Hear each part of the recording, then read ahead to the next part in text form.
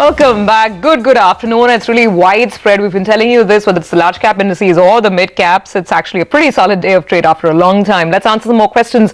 Well, before we actually get to that, here's an exclusive that's coming in. Aditya Birla Financial Services has launched Aditya Birla Health, its health insurance arm, which is basically a 51-49 joint venture between Aditya Birla Financial Services and South Africa's MMI Holdings. Our colleague Yash Jain caught up with Mayank Bathwal, CEO of Aditya Birla Health, and he began by asking him about the partnership and how the company plans to cover the lost market share.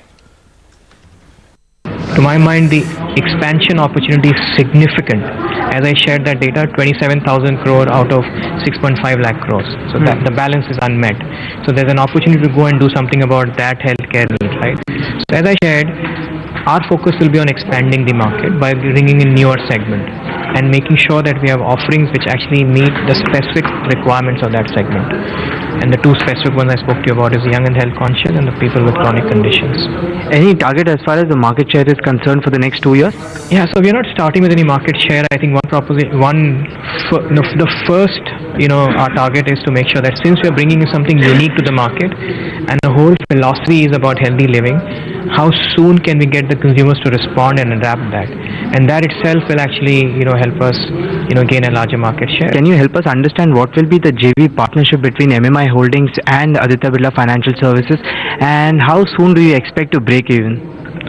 See, what our partners bring in, so it's a 51-49 JV between Aditya Birla Financial Services and MMI, and what our partners bring is a significant IP from South Africa on this whole concept of working with the consumers to help them stay healthy, whether they have a disease condition or whether they are healthy. In either way, how do you work with them and therefore reduce the healthcare cost? Traditionally, health insurance, if you see the existing players, have taken about 7-8 years to break even.